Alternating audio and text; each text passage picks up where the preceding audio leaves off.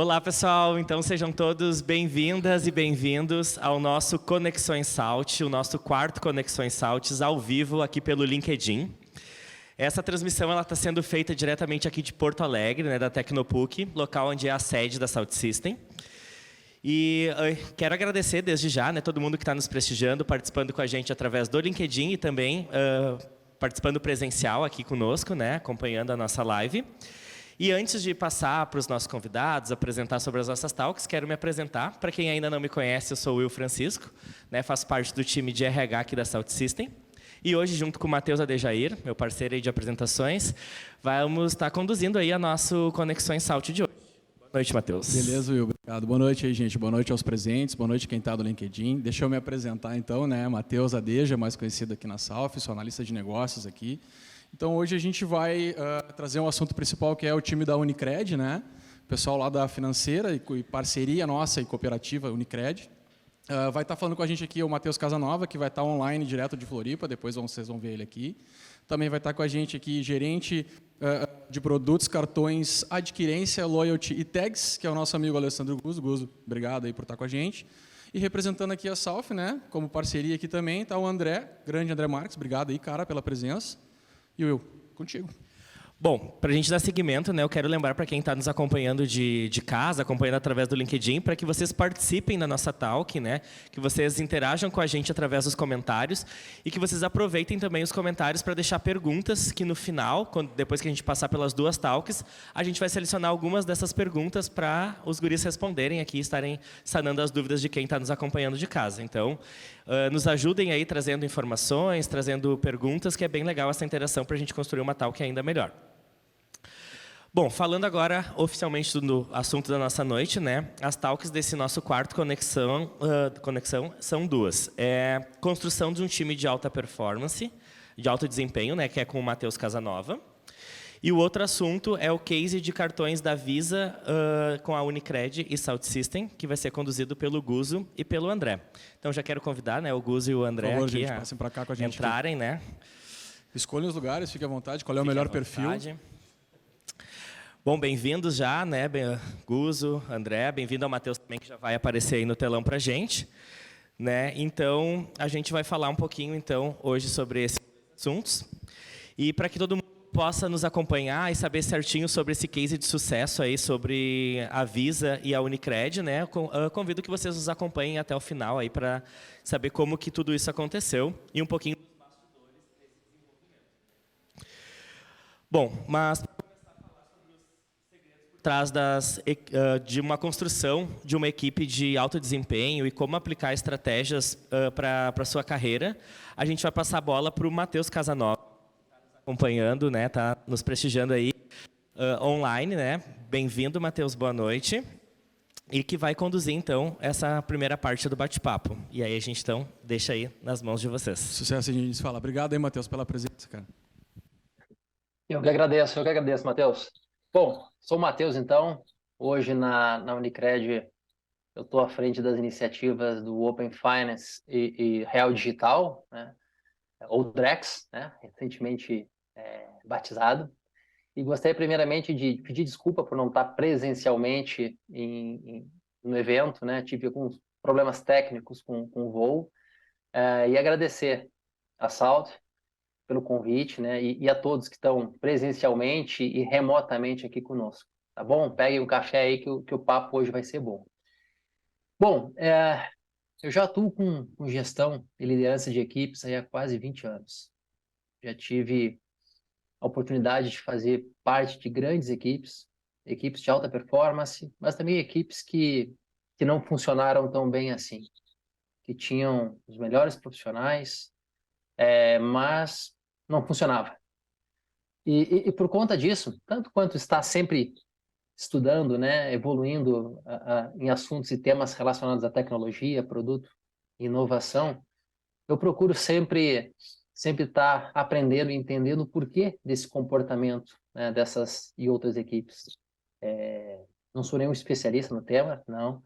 Sou um curioso, né, entusiasta e sempre em busca aí de evolução. E hoje eu estou aqui para realmente compartilhar um pouquinho aí dessa vivência em gestão e liderança de equipes e principalmente trocar experiência com vocês.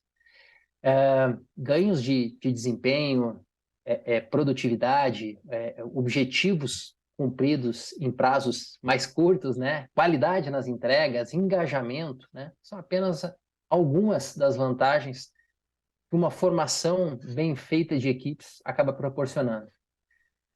Formar um time de alta performance numa empresa não é uma tarefa simples, né? Afinal, para a gente ter um grupo de pessoas super engajadas, unidas e que entreguem acima da média, é preciso a gente percorrer um caminho aí cheio de armadilhas, né? Todo mundo quer, obviamente, uma equipe de alta performance, muitos acreditam que basta a gente contratar profissionais com bom hard skill, né? Qualificados, certificados, mas acabam esquecendo que são pessoas e precisam de atenção, que precisam de desenvolvimento, de direcionamento, de comunicação, negligenciando muitas vezes o básico. Se puder trocar de slide, por gentileza. Então, o que é uma equipe de alta performance? Bom, é um time formado por profissionais especialistas, né, mas com habilidades que se complementam e, acima de tudo, compartilham uma visão única, tendo sempre os mesmos objetivos. Esses profissionais, eles colaboram e sempre se desafiam, né, para a gente produzir, ao final do trabalho, um resultado muito acima do comum. E esses profissionais, eles têm a liberdade e têm a inteligência emocional, a gente vai falar bastante sobre isso hoje também, para fiscalizar, né, a performance e o comportamento dos demais. Eles têm essa liberdade, essa autonomia. E quem está sendo acompanhado não se sente ofendido com isso. Pelo contrário, né? Tudo isso para a gente poder garantir que os resultados da equipe eles estão sempre sendo alcançados. Pode ir para o próximo slide, por gentileza, também? Bem, eu gostaria de compartilhar, então, com vocês uma das mais recentes experiências aí e os aprendizados que eu acabei tendo na montagem de uma equipe, né? Que é o time, justamente, do Open Finance na Unicred. Alguns desses profissionais eu sei que estão nos assistindo aqui hoje, e é um time que me deu e me dá muita honra de estar diariamente aprendendo com eles.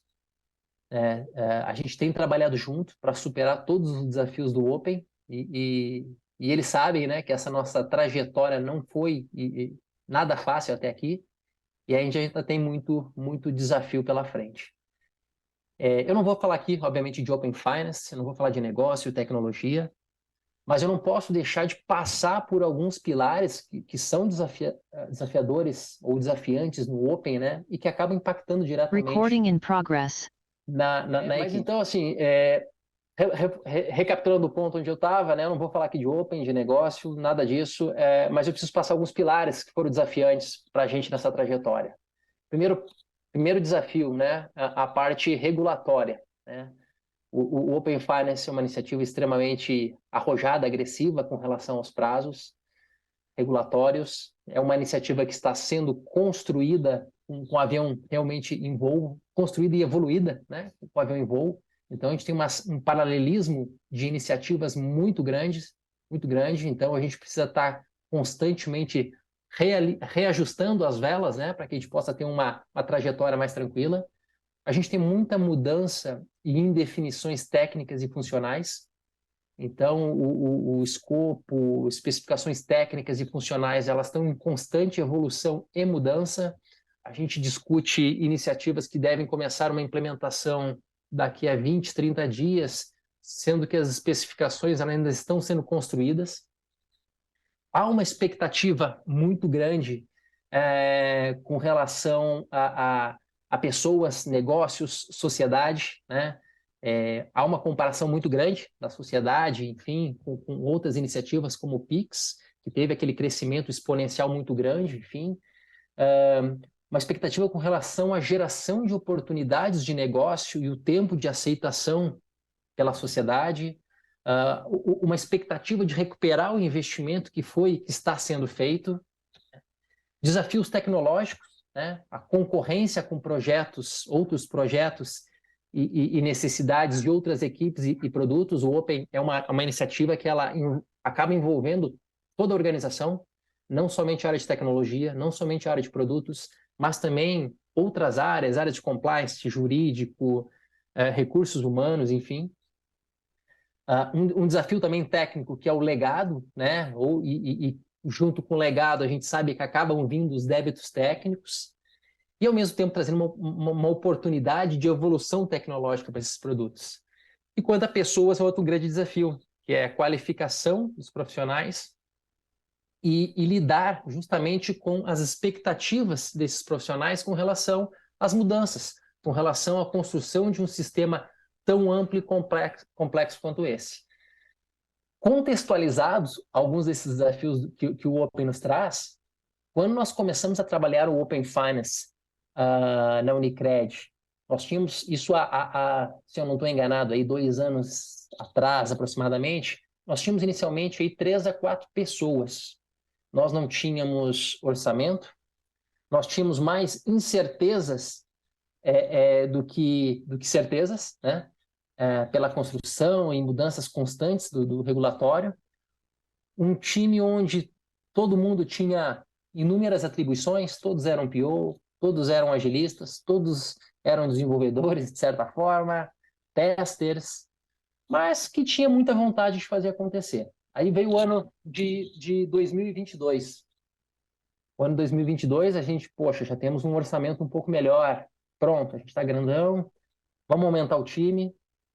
Tínhamos talento, diversidade, mas não funcionou. As coisas não funcionaram, as entregas não vinham, não engrenou. Pô, Matheus, mas tu tinha orçamento, tu tinha pessoas profissionais com bom hard skill, aumentou teu time, diversidade, profissionais teoricamente se complementando. Culpa é tua, cara, faltou gestão. É verdade. Eu fui o maior responsável por essa falha, eu diria. E vocês sabem por quê?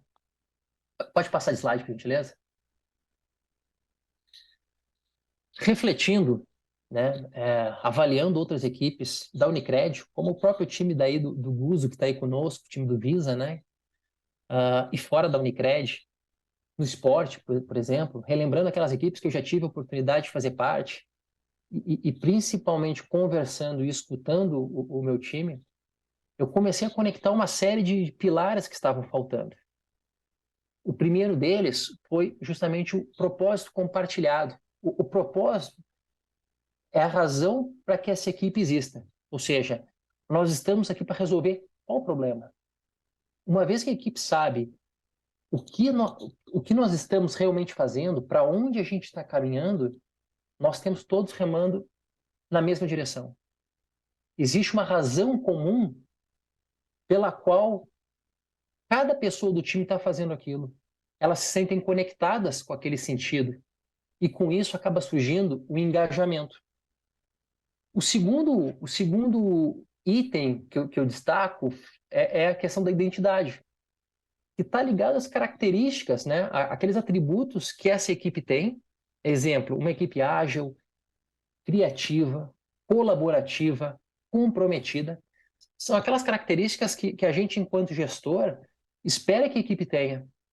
E que os demais colaboradores da empresa, no caso da Unicred, acabem enxergando nessa equipe. A equipe precisa ter uma clareza dessas características e o líder precisa dar essa clareza. Qual é o tipo de equipe que nós queremos ser? Para que o nosso comportamento no dia a dia reflita, traduza isso. Terceiro item, eu diria que é a complementariedade e a heterogeneidade. Talvez as melhores equipes que eu tive a oportunidade de fazer parte, elas eram formadas por profissionais normais, mas que estavam muito dispostos a juntos fazer algo extraordinário. E nesses casos, nós colocávamos à disposição da empresa nossos talentos, nossas habilidades, mas também as nossas limitações. E aquilo que a gente não fazia tão bem. E talvez aí esteja o segredo. O benefício da complementariedade. Um complementa o outro. E eu estou aqui oferecendo o meu melhor, mas eu também ofereço o meu pior, né? E é justamente nesse momento que tem alguém ali para me complementar. Quando uma das partes acaba fraquejando, o outro está ali para me dar o suporte, para me ajudar. O quarto item, eu diria que é a clareza de função. Eu estou aqui para fazer o quê? O gestor, se ele precisa deixar muito claro quais são as responsabilidades, quais são as atividades, o que cada colaborador tem que executar, bem como quando e quais as consequências. Se no propósito a gente diz para onde é que a gente está indo, na clareza de função a gente deixa claro qual é a tua parte, qual é a parte do Matheus nessa história, o que eu preciso fazer para ajudar.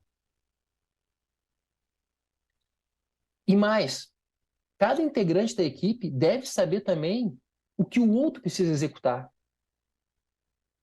Porque isso permite que eu tenha uma clareza do que eu espero do meu colega, o que ele espera de mim, e assim a gente pode não só apenas se cobrar, né, no intuito de ajudar, mas também eu posso ajudá-lo. Eu posso contribuir mais. E isso aumenta o que a gente chama de senso de autorresponsabilização da equipe. O quinto item eu chamo de pessoas certas no lugar certo, né? E aqui é um ponto que eu vejo que frequentemente a gente comete esse erro. Às vezes até na promoção, na mudança de cargo de um profissional, e isso acontece frequentemente na área técnica. Cada pessoa, ou seja, né, um excelente, por exemplo, desenvolvedor, não necessariamente ele vai ser um excelente gestor, enfim, ou mesmo um excelente líder técnico. A gente precisa avaliar não só o hard skill, mas o soft skill desse profissional também. Cada pessoa a gente precisa avaliar se ela está na posição certa. Ou seja, aquela pessoa que está executando aquele papel, ele tem todas as competências para estar executando aquele papel, ele tem as habilidades, as competências necessárias para desempenhar bem naquela posição. E aqui a gente não está falando, volto a dizer, somente de competências técnicas, mas principalmente do soft skill. Não adianta a gente ter uma pessoa boa, motivada, se ela não tem as competências para estar ali. Ela acaba tirando toda a competência do restante do time. Assim, cabe a gente, nós gestores, saber se aquela pessoa está na posição certa e tomar um cuidado especial, principalmente na contratação ou promoção de um profissional. O sexto item são as metas e objetivos claros, né? Para que uma equipe tenha um alto desempenho, antes ela precisa saber o que é preciso desempenhar. A gente nunca sabe como atingir um objetivo se a gente não souber antes qual é esse objetivo. E é papel do líder definir metas realistas, assim como desafiadoras, né, para a equipe e garantir que todos, sem exceção, saibam exatamente o que é esperado deles. Comunicação, outro fator crucial, né?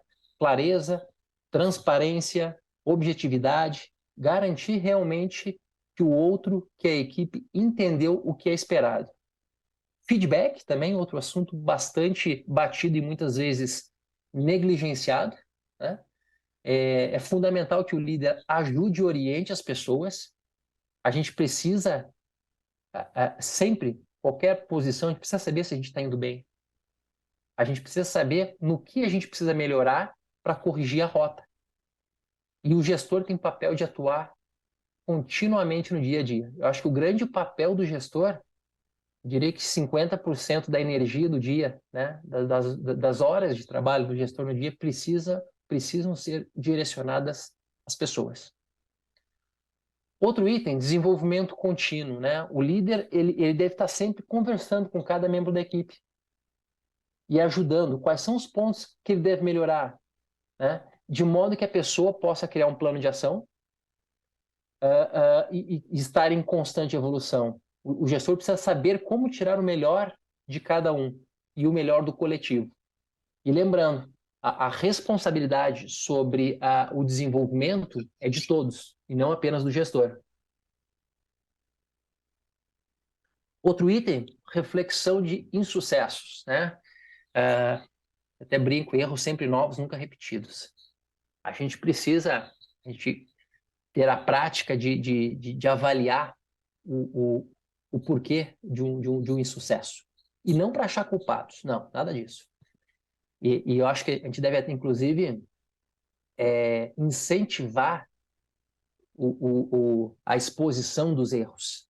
porque é em cima deles que a gente consegue refletir e analisar no que a gente pode melhorar, como eu posso mitigar ou evitar que futuramente este mesmo erro volte a acontecer. Se a gente negligenciar isso, tapar o sol com a peneira, a gente vai estar sempre retomando esse erro, repetindo esse erro. E aí é um fator de insucesso, certamente. Blindagem emocional é um item que eu falei anteriormente para vocês ali, está muito ligado, no meu entendimento, né? Não sou, volto a dizer, não sou especialista na temática, mas para mim, blindagem emocional está muito ligada à confiança e a respeito. O time ele precisa estar conectado, ele precisa existir confiança entre cada colaborador do time. Eu sei que eu posso confiar no meu colega e ele sabe que ele pode confiar em mim. Eu sei que eu posso confiar no meu líder, o líder sabe que pode confiar em mim. Um apoiando o outro, um estimulando o outro e permitindo feedback entre eles. Permitindo que esse feedback ocorra de uma forma natural e sem aquele ressentimento.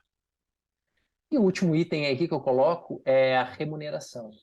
Não adianta, a gente precisa falar de remuneração, né? E a remuneração ela precisa ser justa, ela precisa ser ajustada, né?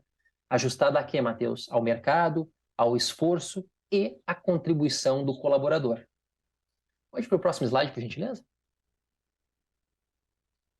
Então, como formar uma equipe de alta performance? Eu enumerei aqui alguns pontos que eu considero importantes. Tudo começar pela parte de recrutamento e seleção. O primeiro passo para a gente construir uma equipe de alto desempenho é a gente saber selecionar bem os profissionais que vão formar o nosso time. Nesse momento, assim, é muito importante a gente olhar as habilidades técnicas, obviamente, mas também analisar aquelas habilidades comportamentais, né? A gente precisa procurar profissionais que desempenhem bem suas funções técnicas, mas que tenham uma inteligência emocional, que sejam criativos, que se adaptem com facilidades, por exemplo. Além disso, outro fator crucial que eu enxergo na hora da gente recrutar alguém para a nossa equipe é saber que se o propósito daquele profissional ele está alinhado com o propósito da empresa.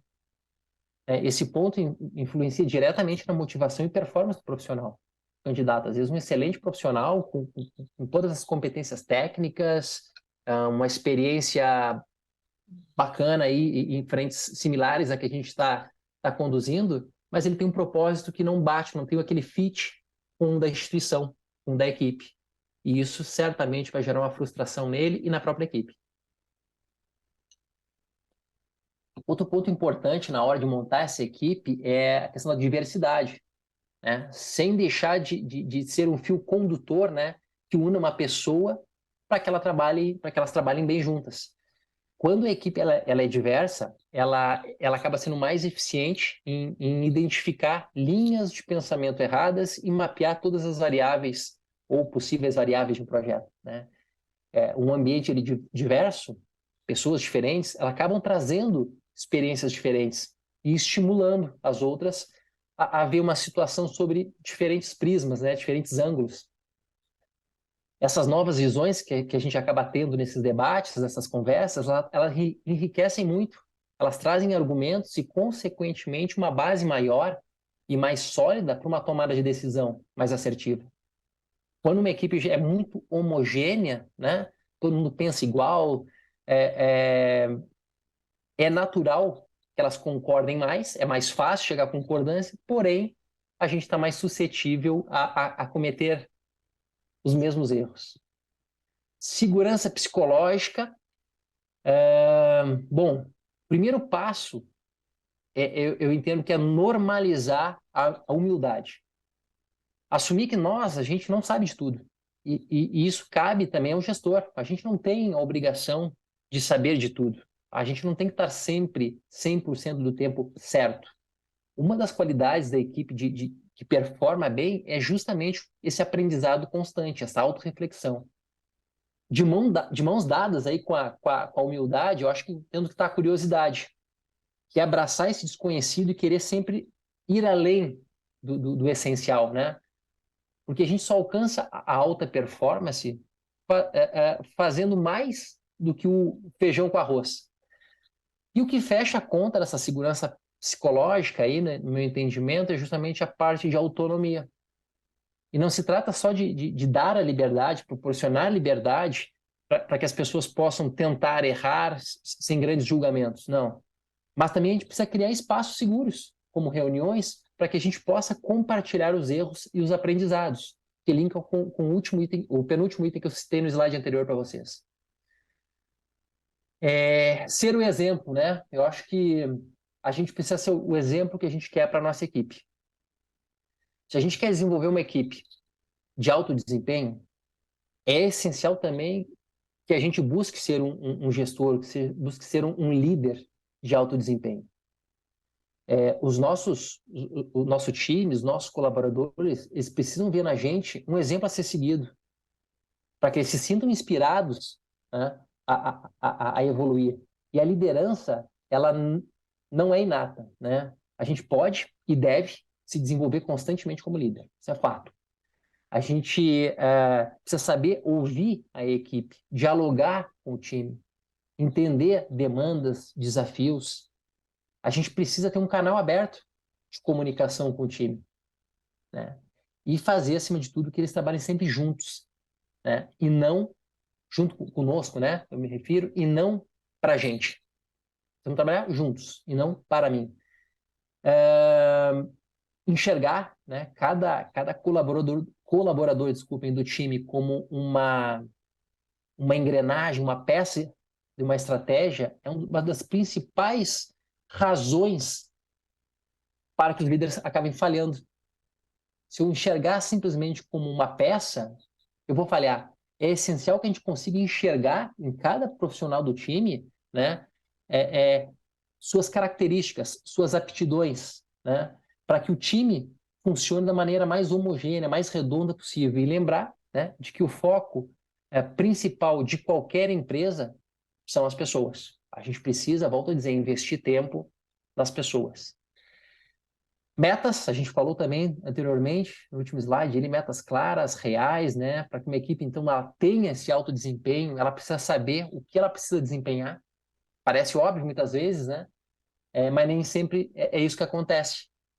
Eu arrisco dizer que muitas equipes, se você chegar e perguntar, você sabe qual é o propósito do nosso time? Você sabe quais são as metas, os nossos objetivos?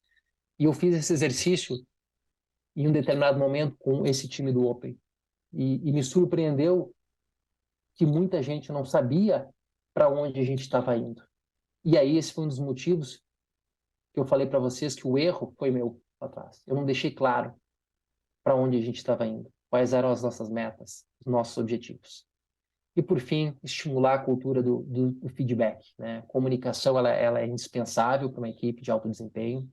Não existe um bom trabalho em equipe se a gente não tiver um canal aberto de diálogo com os profissionais, com os líderes.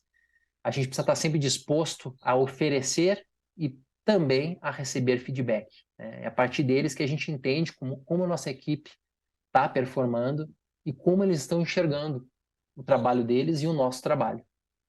Pode ir para o último slide, então, por gentileza?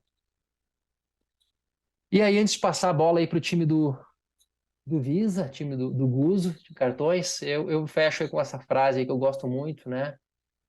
Do Ayrton Senna, que eu sou parte de uma equipe. Então, quando eu venço, não sou apenas eu quem vence. De certa forma, eu termino o trabalho de um grupo enorme de pessoas. A gente não faz nada sozinho, o resultado das nossas entregas são parte do fruto de um trabalho conjunto de uma equipe. Então, quando a gente entrega um projeto, não é mérito do gestor, da liderança, nada disso. É mérito da equipe. Assim como quando a gente falha também. E aqui 3 livros eu deixo aí que eu recomendo a leitura desses 3 livros. São livros que falam de liderança, falam de gestão, falam de propósito. Eu acho que é sempre bom a gente manter a mente ativa. E são 3 ótimas leituras aí que eu recomendo para quem quiser aprofundar um pouquinho mais aí no tema. Tá certo? Eu entendo que é isso, pessoal. Aí eu fico à disposição agora para eventuais dúvidas que venham a ter. Show, Matheus. Muito obrigado aí pela tua participação, né? Muito rico aí as informações que tu trouxe. Acho que é muito legal, né, tu trazer esse assunto aí de times de alta performance. Acho que casa muito com o que os guris vão falar, mas também com todo a gente busca fazer no dia a dia da Salt, né, com esse cuidado aí com as equipes, com esse olhar de cada vez mais times de alta performance. Deixa eu vir para esse lado, que eu acho que o meu microfone está falhando aqui. Tudo certo? Então tá. Mas, Matheus, obrigado aí pela tua participação, né?